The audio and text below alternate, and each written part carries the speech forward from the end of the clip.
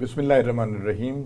Programme تعلیم special کے ساتھ آپ کا میزبان ہارون عباسی حاضر ہے۔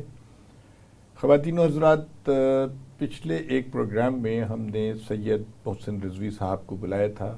آپ چیف کنسلٹنٹ ہیں، معروف انجینئر ہیں اور بہت محنتی انسان ہیں۔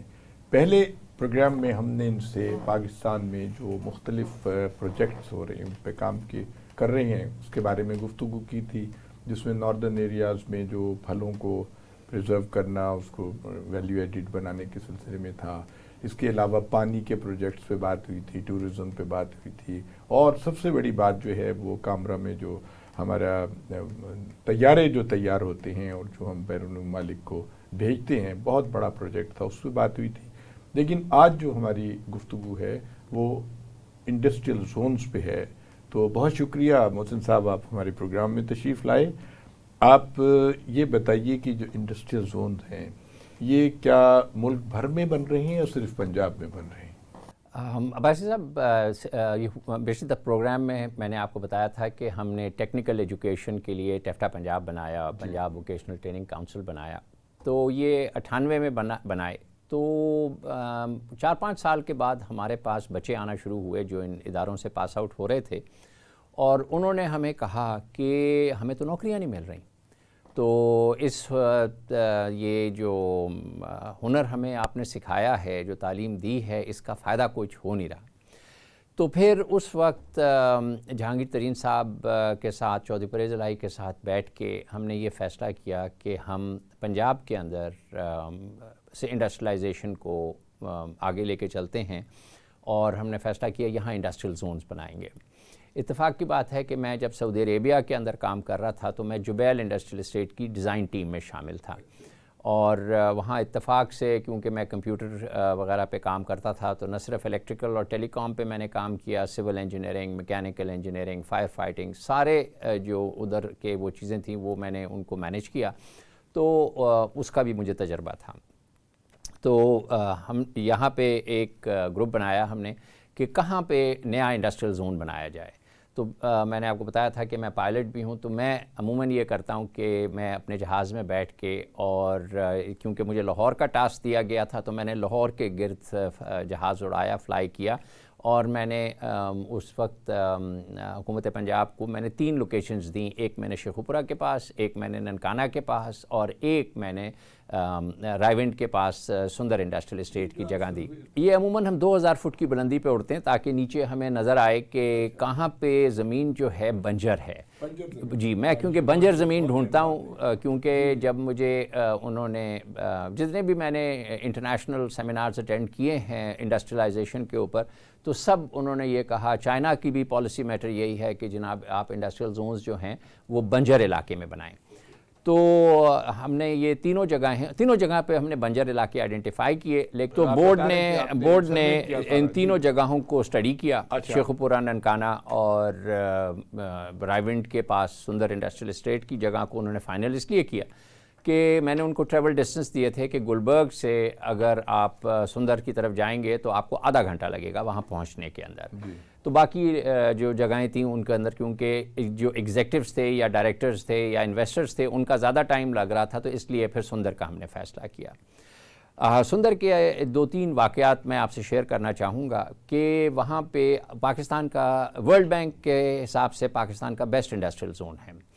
اس کے اندر میں جتنے بھی ہمارے اس وقت کے پولیٹیکل لیڈرز تھے، جہانگیر ترین، چودھری پرویز الہی، مشرف صاحب بھی، ان سب نے ہمیں بہت سپورٹ کیا، اور ہم نے یہ فیصلہ کیا کہ جو بہترین انفراسٹرکچر ہے ہم وہ بنائیں گے۔ کوٹ لکھپت میری اپنی فیکٹری ہے، وہاں پہ سڑکیں ٹوٹی بھی ہوتی ہیں، پانی کی شارٹیج ہوتی ہے، سیوریج میں مسئلے ہوتے ہیں، تو ہم نے سیمنٹ اور سٹیل کی وہاں سڑکیں ڈیزائن کی۔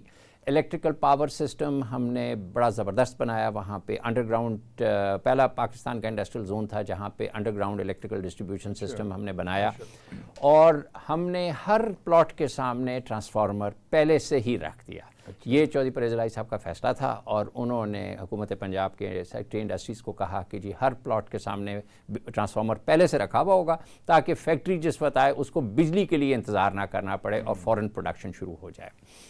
تو وہاں پہ 2007 میں مشرف صاحب نے اس کی اوپننگ کی، اور جب وہ وہاں پہ اپنے ہیلی کاپٹر سے انہوں نے لینڈ کیا تو انہوں نے پیر زمین پہ مارا اور انہوں نے جہانگیر ترین صاحب کو کہا یہ پاکستان نہیں ہے، اتنا خوبصورت اتنا انڈسٹریل زون ہے۔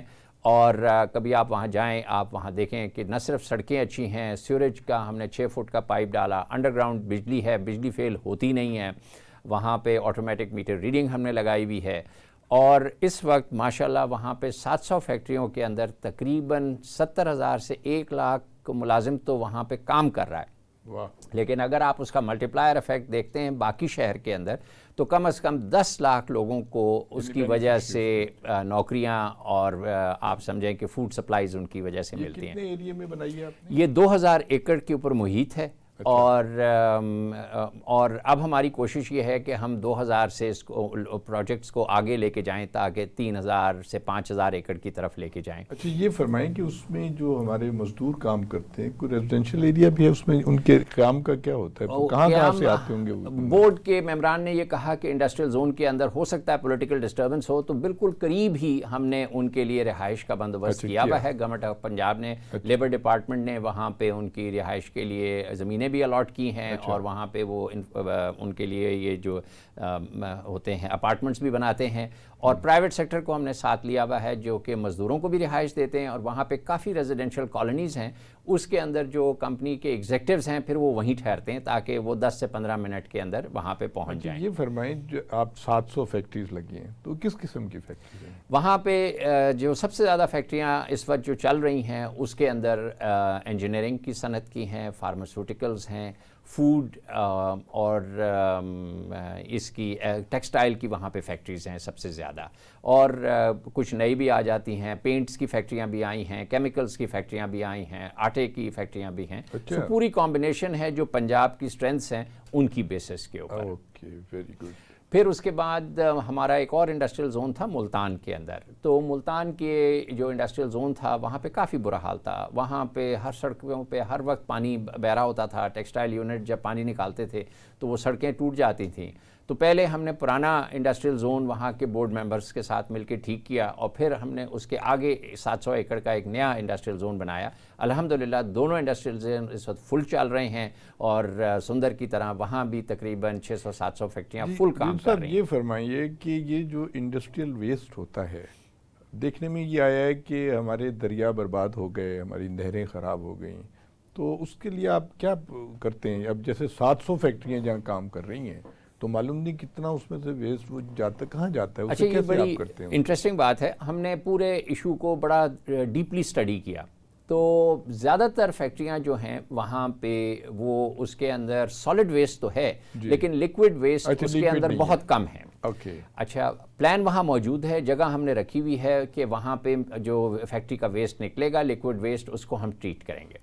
اس کے ہم نے 2 مرحلے رکھے ہیں کہ پہلے تو ہم نے فیکٹری اونر سے کہا کہ جی جو بھی پانی فضلہ آپ کا باہر سے نکلے گا اس کو میجر کر کے اس کا پی ایچ میجر کریں، اور یہ دیکھیں کہ وہ زیادہ تیزابی ہے یا زیادہ اس کے اندر الکلائن ہے، اور اس کو بیلنس کریں، اس میں سے سالڈز نکال دیں۔ تو وہ فیکٹری والے بھی اس کو پروسیس کر رہے ہیں اور اس کو ٹریٹ کر کے ہم باہر نکال رہے ہیں، لیکن پھر بھی ہمیں وہاں پہ ایک ویسٹ واٹر ٹریٹمنٹ پلانٹ چاہیے، اور ہمیں سارے انڈسٹریل زونز کے اندر یہ بنانا ہے ویسٹ واٹر ٹریٹمنٹ پلانٹ، لیکن اس کی شروعات ہوتی ہے فیکٹری کے اندر سے، تاکہ جہاں پہ یہ ویسٹ بن رہا ہے پہلے ہم اس کو وہیں ٹریٹ کر لیں۔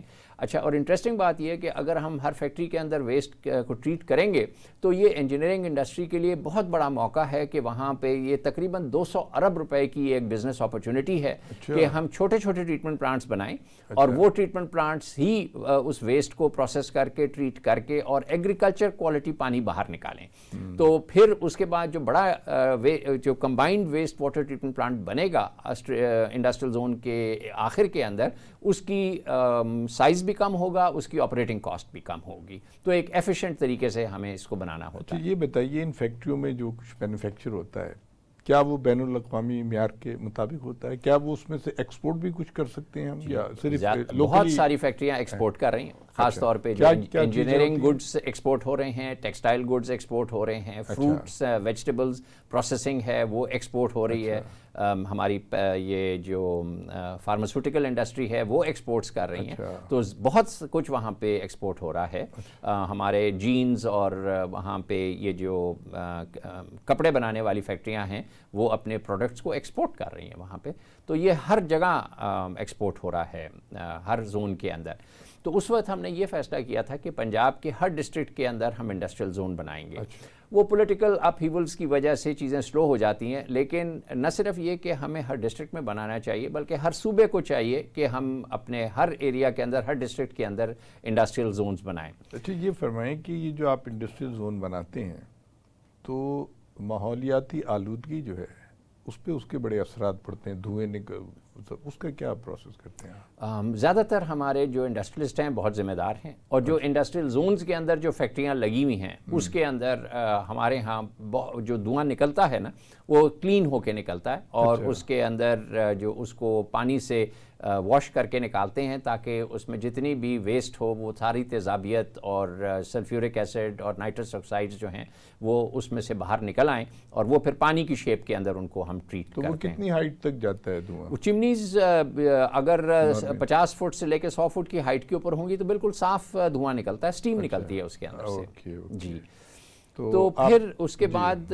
ہم نے پنجاب کے ایکسپیریمنٹ کے بعد ہم نے دیکھا کہ یہ بڑا کامیاب تجربہ رہا. نہیں ٹوٹل کتنے بنائے پنجاب میں آپ؟ پنجاب کے اندر اس وقت ہم نے سندر بنایا، ملتان بنایا، اور اس کے علاوہ ہم نے پورا ایک پالیسی وہ بنایا، ایک پلان بنایا کہ ہم نارتھ پنجاب میں جو اٹک کے اندر اور یہ جو ہمارا کلر کہار کا ایریا ہے یہاں پہ، پھر اسی طرح فیصل آباد کے اندر، ساہیوال میں، اکاڑا میں، اور یہ جہاں پہ ہمارے زرعی آلات بنتے ہیں میاں چنو کے اندر، رحیم یار خان کے اندر، اور گجرات وغیرہ میں بنتے ہیں. جی گجرات کے اندر بھی ہم نے جگہ سلیکٹ کی، اور بلکہ پھر ہم نے کام کو بانٹ دیا.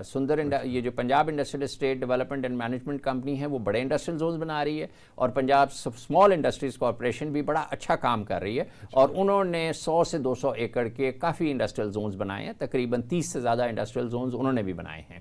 تو ان کے اندر فائدہ یہ ہوتا ہے کہ جو ہماری ایس ایم ایز ہیں، چھوٹی انڈسٹری ہے، وہ وہاں پہ 1 کنال 2 کنال 3 کنال اور 4 کنال کے چھوٹے پلاٹوں پہ فیکٹریاں لگ رہی ہیں اس کے اندر. اچھا یہ بتائیے کہ جو اسمبلنگ بھی ہوتی ہے باہر سے، جو ہم جیسے موٹر ہیں، موٹر سائیکلیں ہیں، دوسری چیزوں جی موٹر سائیکل باہر سے جب آتے ہیں تو وہ سی کے ڈی شیپ میں آتے ہیں، اور اس وقت مثلا موٹر سائیکل 90% تو بنتا ہی پاکستان میں ہے. تو بہت ساری ہماری یہ جو فیکٹریاں ہیں وہ پرزے بنا رہی ہیں موٹر سائیکلوں کے اور گاڑیوں کے، اور پھر جو موٹر سائیکل کے اسمبلی پلانٹ سندر میں لگے ہوئے ہیں وہیں پہ جا کے ان کو وہ وہاں پہ کمپلیٹ کر کے پورے پاکستان میں بیچ رہے ہیں.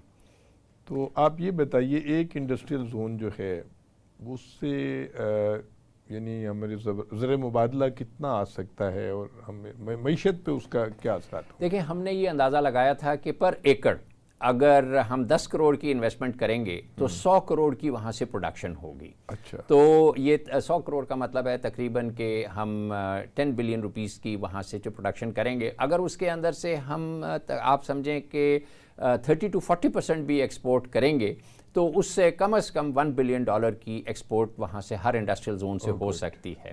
ہمارا بیسک کانسیپٹ بھی یہی ہے کہ ہم جو پورے ایریا کو اسٹڈی کرتے ہیں. جیسے پھر جب میں سندھ میں گیا تو وہاں پہ نیشنل انڈسٹریل پارک کا پلیٹ فارم فیڈرل گورنمنٹ کی منسٹری آف انڈسٹری نے بنایا، تو ہم نے خیرپور کے اندر کھجوریں بڑی اچھی، ہم 5ویں نمبر پر ہیں دنیا میں کھجوریں پروڈیوس کرنے میں، لیکن زیادہ تر ہمارے کھجوریں چھوارا بن کے انڈیا چلی جاتی ہیں. تو ان کا ہم نے فیصلہ کیا کہ ہم ان کھجوروں کو کولڈ سٹوریج میں رکھیں گے.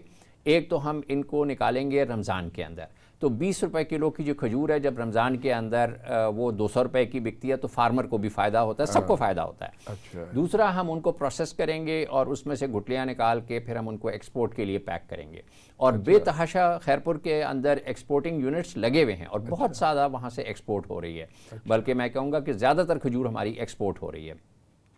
اس میں وہ یورپ بھی جاتے ہیں، اور نہ صرف یہ کہ وہ کنفیکشنری، بیکری اور وہاں پہ انڈسٹریل الکوہل بھی پھر وہ یورپین ورلڈ والے ادھر سے بناتے ہیں۔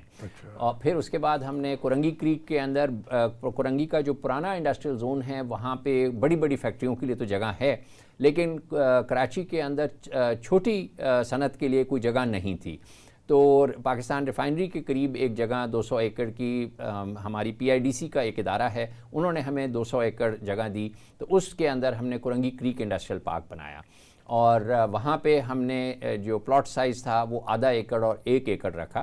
ماشاءاللہ اس وقت وہاں پہ تقریباً 150 فیکٹریاں جو ہیں پروڈکشن کے اندر ہیں، اور ہم ایکسپیکٹ کر رہے ہیں کہ وہاں بھی تقریباً 300 فیکٹریاں چلنے، جب فل پروڈکشن میں آئے گا تو وہ چلے گا اس کے اندر۔ محسن صاحب ایک اور بات بتائیے، یہاں پہ کیونکہ انسرٹینٹی ہوتی ہے ہمارے ملک میں، تو جو لوکل انویسٹرز ہیں، جو فارن انویسٹرز ہیں، وہ گھبراتے ہیں۔ اب یہ جو آپ فیکٹری زون بنا رہے ہیں، انڈسٹریل زون، تو اس میں کیا گورنمنٹ پرائیویٹ پارٹنرشپ ہوتی ہے، اور کیا تحفظات کیا ہوتے ہیں؟ یعنی کہ جو بندہ اتنے کروڑوں اربوں روپے خرچ کر رہا ہے تو اس کو کوئی اس چیز کی گارنٹی ہوتی ہے کہ اس کا پیسہ کہیں گڑبڑ تو نہیں ہو جائے گا، کل کو کوئی ایسا مسئلہ تو نہیں پیدا ہو جائے گا؟ دیکھیں انڈسٹریل زون جب بنتا ہے نا، آج ابھی تک زیادہ تر انڈسٹریل زون گورنمنٹ نے بنائے ہیں، تو وہ گورنمنٹ ایک وہاں پہ انویسٹمنٹ کرتی ہے۔ جب پرائیویٹ سیکٹر وہاں پر آتا ہے تو جب وہ فیکٹری چلاتا ہے تو پالیسی میٹرز سے چیزوں پہ فرق پڑتا ہے۔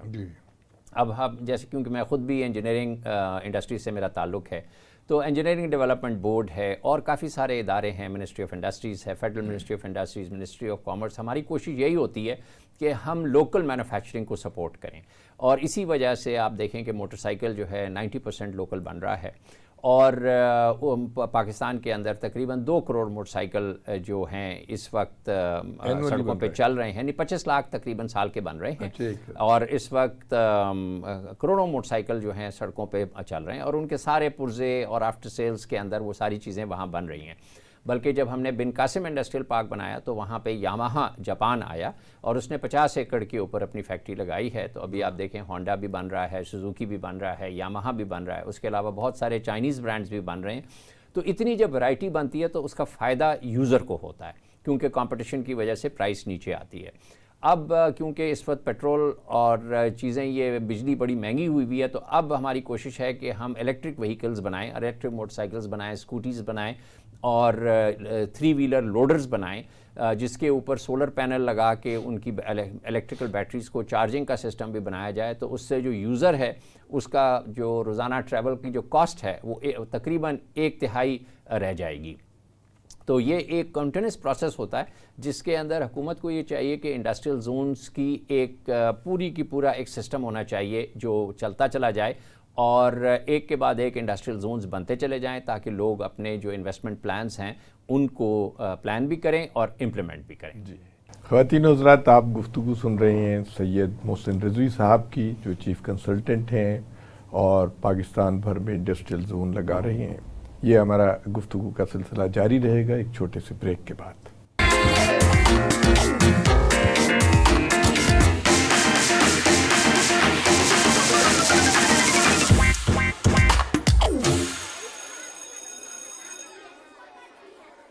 جی محسن صاحب، آپ بتا رہے تھے کہ یہ جو انڈسٹریل زون بن رہے ہیں اس میں لاکھوں لوگوں کو روزگار کے مواقع میسر ہیں۔ اب سوال یہ پیدا ہوتا ہے کہ یہ اتنی تعداد میں جو لوگ ہیں، تو اسکلڈ ورکرز جو ہیں وہ آپ کہاں سے لاتے ہیں؟ کیا کوئی ان کی ٹریننگ کا بندوبست ہے؟ کوئی ان کے لیے کیسے ہوتا ہے یہ سارا کچھ؟ جی، جیسے ہم نے پچھلے پروگرام میں ڈسکشن کی تھی، پنجاب میں ہم نے پہلے پنجاب ٹیفٹا بنائی اور پنجاب ووکیشنل ٹریننگ کونسل بنائی، تو تقریباً اس وقت 10 لاکھ لوگ پنجاب میں ٹرین ہوئے۔ پھر باقی ساری صوبائی حکومتوں نے بھی اسی کا وہ سسٹم اڈاپٹ کیا، پھر وہاں پہ سندھ میں ٹیفٹا بنی، کے پی میں ٹیفٹا بنی، بلوچستان میں ٹیفٹا بنی ہے، اور اب میں گلگت بلتستان کا کنسلٹنٹ ہوں تو میں ان کو مدد دے رہا ہوں وہاں پہ بھی جی بی ٹیفٹا کو فعال بنانے کے لیے۔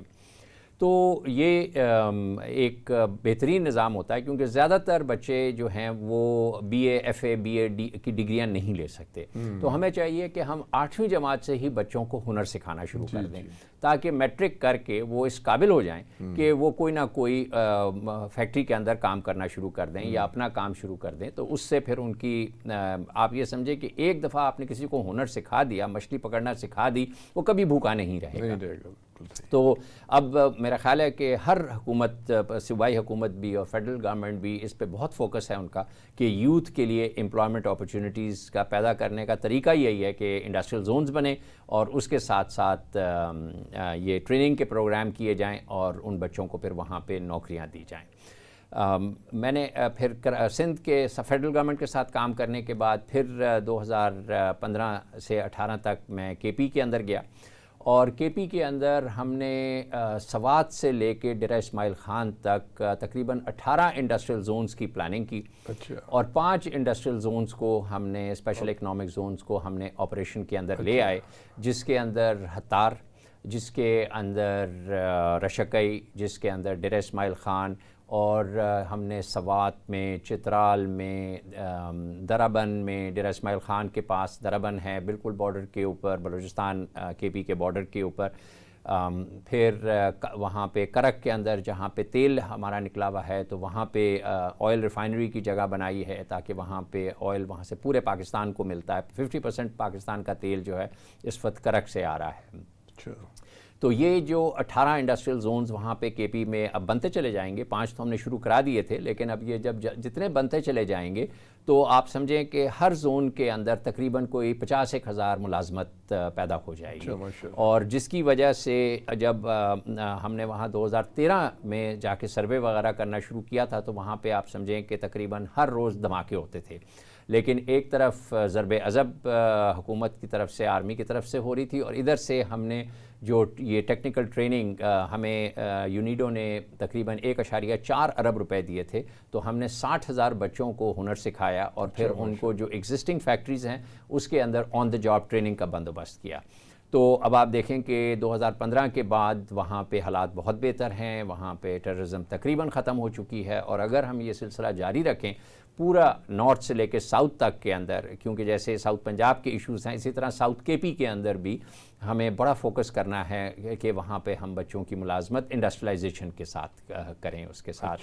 جی اب محسن صاحب یہ بتائیے کہ ہمارے ہاں جو بھی کام شروع کیا جاتا ہے پولیٹیکل پریشر بڑا آ جاتا ہے، دوسری بات جو سب سے بڑا المیہ ہے وہ کرپشن ہے، تو اس پہ قابو پانے کے لیے کیسے اس سب کیا جاتا ہے؟ دیکھیں کرپشن کا جو کنٹرول ہے نا وہ ہے ٹرانسپیرنسی میں، جی، اور جو ایک ہم نے ہماری گورنمنٹ نے ابھی جو پچھلے 5-7 سال سے کام شروع کیا ہوا ہے کہ رائٹ ٹو انفارمیشن. اگر رائٹ ٹو انفارمیشن آ رہی ہو اور کسی کے پاس بھی کوئی انفارمیشن آئے تو وہ انفارمیشن اگر شیئر کر لی جائے تو اس سے کرپشن ختم ہو سکتی ہے، اور مثلاً پھر کمپٹیشن سے ختم ہو سکتی ہے. اب بجلی کا محکمہ ہے، اس کے اندر بیسٹ طریقہ یہ ہے کہ ہماری جو اس وقت بجلی ہے وہ 20 سینٹس کے اوپر ہے، ہمیں چاہیے کہ ہم 10 سینٹس پہ بجلی لے کر آئیں. تو اس کا کیا طریقہ ہے؟ پرائیویٹ سیکٹر بجلی جنریٹ کرے اس وقت کوئلے سے اور میونسپل ویسٹ کے ساتھ اور ایسے لوکل فیولز کے ساتھ، ہوا سے، پانی سے، ہائیڈرو سے.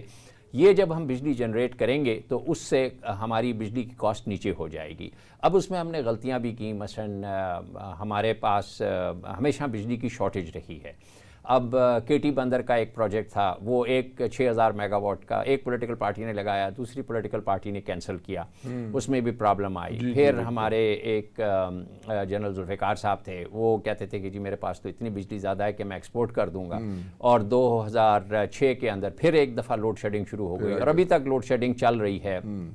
ہمارے ہاں جنریشن کاسٹ کے ایشوز ہیں، ٹرانسمیشن لائنز کے ایشوز ہیں، ڈسٹریبیوشن کے اندر لاسز کے ایشوز ہیں. تو اس کا صرف طریقہ ہے پرائیویٹائزیشن، اور وہ بھی بالکل پبلک پرائیویٹ پارٹنرشپ کے اندر جائیں تاکہ یہ کمپٹیشن اتنا زیادہ ہو جائے کہ بجلی انٹرنیشنل لیول پر آ جائے گی. جیسے آپ نے دیکھا کہ گورنمنٹ نے سیلولر فونز لگائے, اس کے اندر میں اویس لغاری صاحب کو کریڈٹ دیتا ہوں کہ انہوں نے اتنی یہ سیلولر کمپنیز کو انوائٹ کر لیا سسٹم کے اندر کہ اس وقت اگر آپ کو ایک فون چاہیے تو 4 کمپنیاں آپ کو فون دینے کو تیار ہیں وہ دینے کے لیے. تو بجلی میں بھی ایسے ہی ہونا چاہیے جیسے آسٹریلیا کے اندر ہے کہ ایک علاقے کے اندر آپ ماڈل ٹاؤن میں گلبرگ کے اندر 4 کمپنیاں آپ کو بجلی دے سکتی ہیں. تو جب یہ کمپٹیشن آئے گا, پرائیویٹ سیکٹر بھی اس کے اندر آئے گا, تو اس کے ساتھ ساتھ بجلی کی پروڈکشن کاسٹ بھی کم ہوگی, ڈسٹریبیوشن کاسٹ بھی کم ہوگی, لاسز کم ہوں گے, اور ہماری جو صنعت ہے وہ انٹرنیشنل ایکسپورٹس بھی بڑھتی چلی جائیں گی. اس کے بعد یہ فرمائیے کہ جو آئی پی پی سے جو معاہدے ہوئے تھے وہ کہتے ہیں کہ ہم بجلی آپ یوز کریں نہ کریں پیسے آپ کو دینے پڑیں گے. جی, یہ غلط کانٹریکٹ تھا. ہمیں جو بجلی ہم خریدیں وہ ہمیں پیسے, اس کے پیسے دینے چاہیے. ہمیں فکسڈ کاسٹ یا جو کیپیسٹی چارجز ہیں وہ صرف اس وقت تک دینے چاہیے جب تک کہ لون پے آف ہو رہا ہو. اگر لون پے آف ہو جائے اس کے بعد کیپیسٹی چارج بند ہو جانا چاہیے. اور جو ہم نے 17% ان کو ریٹرن آن ایکوٹی گارنٹی کیا ہے وہ اس وقت کا جو روپی ریٹ تھا, کیونکہ لگے وہ ڈالرز میں تھے لیکن اس دن کا روپی ریٹ پہ لاک ہونا چاہیے نا. وہ جس وقت لگے تھے اس وقت تھا ڈالر 60 روپے کا, آج ڈالر ہے 300 روپے کے اوپر. تو آپ ان کو 300 روپے پہ ایکوٹی کے ریٹرن نہیں دیں گے, آپ ان کو جو 60 روپے پہ لگی تھی اس کے اوپر ریٹرن آن ایکوٹی دیں گے. تو اس کے اوپر حکومت کو, جو ہمارے آئی پی پیز کے اونرز ہیں, ان کو سب کو ساتھ بیٹھنا چاہیے اور امیڈیٹلی یہ کیپیسٹی چارج کا جو مسئلہ ہے اس کو ریزالو کریں, کیونکہ یہ جن جو ہے بڑے سے بڑا ہوتا چلا جا رہا ہے اور یہ بہت جلدی پورے حکومت کی معیشت کو تباہ کر دے گا. تو اس کا حل ہی صرف یہ ہے, اس میں ملک کی بھی بہتری ہے, آئی پی پی اونرز کی بھی بہتری ہے, حکومت کی بھی بہتری ہے کہ اس کو بڑا سیریسلی لیں, بیٹھ جائیں professional engineers, professional chartered accountants, policy makers سارے بیٹھ کے یہ فیصلہ, میرے حساب سے 30 دن میں اس کا فیصلہ ہو سکتا ہے. نہیں, لیکن وہ معاہدے تو کافی سالوں کے حساب سے کیے نہیں, وہ لیکن وہ جو جنہوں نے سائن کیے ہیں وہ چینج کر سکتے ہیں سر, وہ ریوائز کر سکتے ہیں, کیونکہ ورنہ تو حکومت دے ہی نہیں سکے گی نا. یہ جو ہمارے وابڈا والے ہیں اور بہت سے ہمارے جو ہائی آفیشلز ہیں وہ بجلی کا بڑا بے دریغ استعمال کرتے ہیں اور ایک لائن لاسز کے نام پہ بے شمار بجلی جو ہے وہ غائب ہو جاتی ہے. وہ بیسیکلی تو وہ چوری ہی لگتا ہے کہ چوری کا مسئلہ ہے. کیا لائن لاسز پہ کوئی قابو ہو سکتا ہے؟ بالکل ہو سکتا ہے. میں نے سندر انڈسٹریل اسٹیٹ کا جب میں نے الیکٹریکل پاور سسٹم بنایا, میں نے اسپیشل پرمیشن لی تھی نیپرا سے اور گورنمنٹ آف پنجاب سے, اور میں نے انڈر گراؤنڈ ڈسٹریبیوشن سسٹم بنایا اور اس کے وہاں پہ لاسز ہیں 1%, جبکہ لیسکو کے اس وقت لاسز 20% سے بھی زیادہ ہیں. یعنی یہ جو کھمبے لگے ہوئے ہیں, یہ تار اوپر سے جا رہے ہیں, اگر یہ انڈر گراؤنڈ ہوں تو آپ کے خیال ہے بیسکلی اس کا سائز جو ہے نا وہ ایسا ہونا چاہیے کہ جو جتنا اس پہ لوڈ پڑے اس کے اوپر اس کے I²R لاسز کم سے کم ہونے چاہیے. ہماری جو اوور ہیڈ تاریں ہیں اس کو آپ دیکھیں کہ وہاں پہ پراپر کنیکٹرز بھی نہیں لگے ہوئے, انہوں نے تاروں کو بل دے کے لگایا ہوا ہے. جب بارش ہوتی ہے اس کے اندر سپارکنگ ہوتی ہے, کروژن ہوتی ہے, تو یہ ہمارے جو ایس ڈی اوز انجینئرز ہیں نا, یہ میں ان کا فالٹ کہتا ہوں کہ وہ کیونکہ لائن مینوں کو سپروائز نہیں کرتے ہیں. لائن مین تو جا کے جو کام کر دے گا اس نے تو کر دینا ہے نا, لیکن جو اوپر انجینئر بیٹھا ہے اس کو تو پتا ہے کہ تاریں جو ہیں پراپر کنیکٹر سے جڑی جاتی ہیں, اور وہ جا کے اسٹڈی کرے کہ جی یہاں پہ لوڈ کتنا ہے, جتنا لوڈ ہے اس سے کم از کم 150% لگائے نا. ہمارے جتنے سرکٹس ہیں جب میں NTDC کے بورڈ پہ تھا وہ زیادہ تر 80% سے زیادہ لوڈ کے اوپر چل رہے ہیں, وہ 100% سے بھی اوپر لوڈ کے اوپر گئے ہوئے ہیں. تو یہ چیزیں ساری ٹیکنیکلی مینیج ہو سکتی ہیں. آپ یہ فرمائیں کہ آپ سے پچھلی دفعہ گفتگو ہو رہی تھی تو آپ نے فرمایا تھا کہ یہ جو ہمارے میٹر گھر پہ جو بجلی کے میٹر لگے ہوتے ہیں اس میں آپ بتا رہے تھے کہ کوئی ایسی ڈیوائس لگ سکتی ہے کہ یہ پتہ چل جائے گا کہ اس گھر میں 10 ایئر کنڈیشنر چل رہے ہیں اور بجلی کا بل اس کا 2000 روپے تو وہ جو چوری ہو رہی ہے جی, وہ جو ہمارے لائن مین بھائی ہوتے ہیں اور جو میٹر ریڈر ہوتے ہیں وہ سب ملے ہوئے ہوتے ہیں, SDO اور ایکسین سب ایک پورا مافیا ہے. تو اس سے گورنمنٹ کو تو بے شمار فائدہ ہو سکتا ہے اگر حکومت اس پہ عمل کرے جو آپ بتا رہے تھے. جی بالکل. یہ آج کل جب میں امریکہ میں تھا تو اس وقت ہم نے ریڈیو نیٹ ورک کو یوز کیا تھا ان کو کنٹرول کرنے کے لیے, اور ہم نے 10,000 میگا واٹ کو کنٹرول کیا. اس وقت پاکستان میں ٹیکنالوجیز بہت ایڈوانس ہو گئی ہیں. جو ہمارے موبائل فون میں سم لگی ہے وہی سم ہمارے ایک مانیٹرنگ یونٹ کو چلاتی ہے جو ہر گھر پہ لگ سکتا ہے. اچھا, ہر ٹرانسفارمر پہ لگ سکتا ہے. بہت ایکسپینسو تو نہیں ہے, بہت سستا ہے. اچھا, اس وقت 700 فیکٹریوں کے اندر سندر انڈسٹریل اسٹیٹ کے اندر آٹومیٹک میٹر ریڈنگ چل رہی ہے. ہمارے کنٹرول روم کے اندر ہمیں ہر وقت نظر آ رہا ہوتا ہے کہ ہر فیکٹری کے اندر کتنی بجلی جا رہی ہے اور اس کی کتنی بلنگ ہو رہی ہے. اچھا, گرڈ سے بجلی نکلی, ہمیں پتہ ہے کتنی بجلی نکلی ہے گرڈ سے، وہ ہمارے کنٹرول میں ہے. صحیح.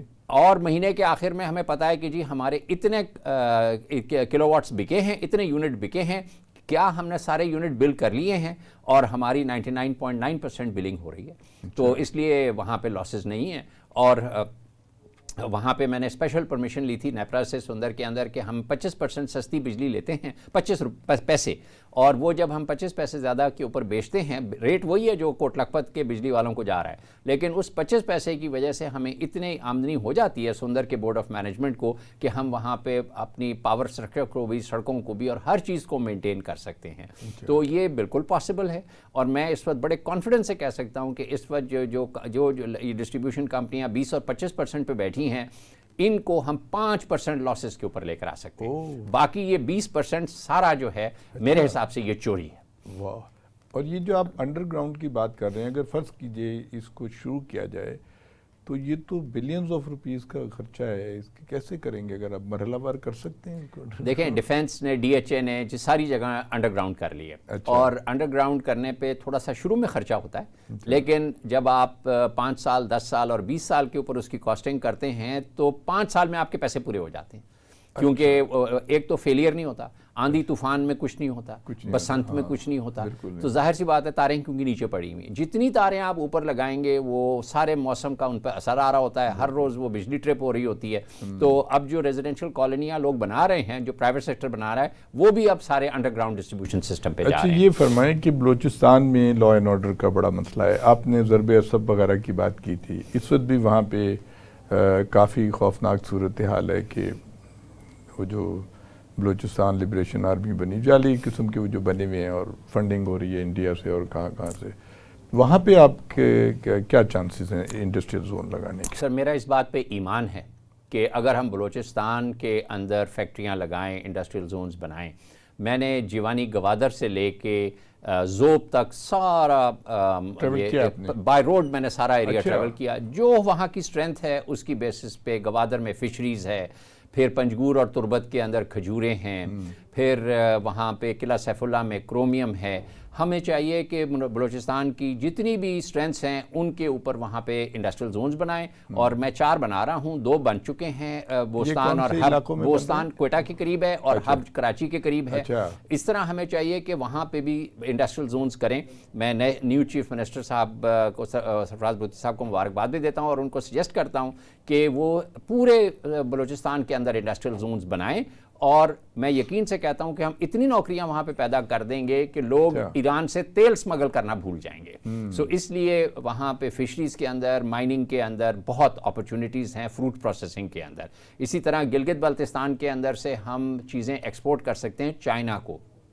چیریز ایکسپورٹ ہو سکتی ہیں، خوبانی ایکسپورٹ ہو سکتی ہے. اور وہاں پہ اسکردو ایئرپورٹ سے ہم چیریز انٹرنیشنل فورن جہازوں میں ایکسپورٹ کر سکتے ہیں. تو بے تحاشا اپرچونٹیز ہیں. ہماری الیکٹڈ گورنمنٹس کو، بیوروکریسی کو چاہیے کہ پبلک پرائیویٹ پارٹنرشپ کے ماڈلز بنائیں اور انڈسٹریلائزیشن کریں، ٹیکنیکل ٹریننگ کریں. اور آپ دیکھیں گے کہ 5 سال کے اندر پاکستان کی بالکل وہ ایک آؤٹ لک بدل سکتی ہے کہ ہمارے پاس جی ڈی پی بھی بڑھ جائے گی، ہمارے پاس لوگ انویسٹمنٹ بھی لے کر آئیں گے. اور دیکھیں چائنا ہمارا دوست ملک ہے، ہمارا بھائی ملک ہے، ہمارا بڑا بھائی ہے. 80s کے اندر ڈینگ سیاؤپینگ نے وہاں انڈسٹریلائزیشن شروع کی اور اس کا جتنی گروتھ ہے انڈسٹریلائزیشن سے ہے. انڈیا کی جتنی گروتھ ہے انڈسٹریلائزیشن سے ہے. بنگلہ دیش کی گروتھ بھی انڈسٹریلائزیشن سے ہے. تو ہمیں ساری سیاست کوئی جو تفرقہ ہے اس کو بھول کے ہمیں فوکس کرنا چاہیے اپنی جی ڈی پی کے اوپر، ایگریکلچر کے اوپر، انڈسٹری کے اوپر، ٹیکنیکل ٹریننگ کے اوپر. اور آپ یقین کریں 5 سال کے اندر پاکستان بالکل ایک نیا ملک بن جائے گا. اچھا محسن صاحب، اگرچہ بہت ریلیونٹ کوسچن تو نہیں ہے، لیکن ہمارے ہاں اللہ تعالیٰ نے اتنے خوبصورت علاقے دیے ہیں ہمیں، جہاں جھیلیں ہیں، جھرنے ہیں، دنیا کی بڑی پیکس ہیں ہمارے پاس. تو ٹورزم کی بھی بڑی پوٹینشیل ہے.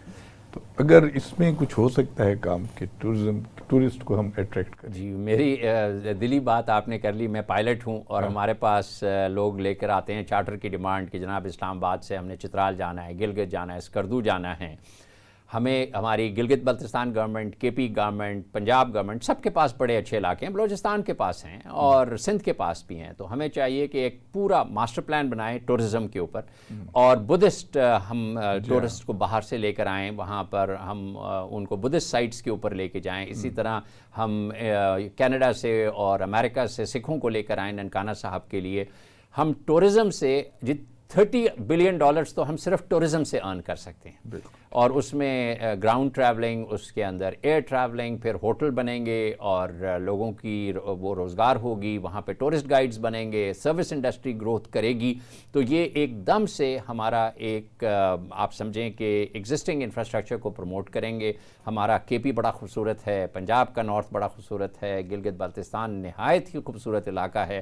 میں سب کو کہوں گا کہ یہ چاہے رمضان وہاں جا کے گزاریں یا رمضان کے بعد جب گرمیوں کی چھٹیاں آئیں تو اب ناردرن پاکستان کو ضرور وزٹ کریں اور وہاں کی اس کو اکانومی کو ہیلپ کریں گرو کرنے میں. جی بہت شکریہ. ابھی خواتین و حضرات آپ محسن رضوی، سید محسن رضوی صاحب کی باتیں سن رہے تھے. چیف کنسلٹنٹ ہیں، بہت وسیع و عریض تجربہ رکھتے ہیں اور بڑی حب الوطنی اور بڑے محبت کے ساتھ یہ پاکستان کی ترقی کا ذکر کر رہے تھے.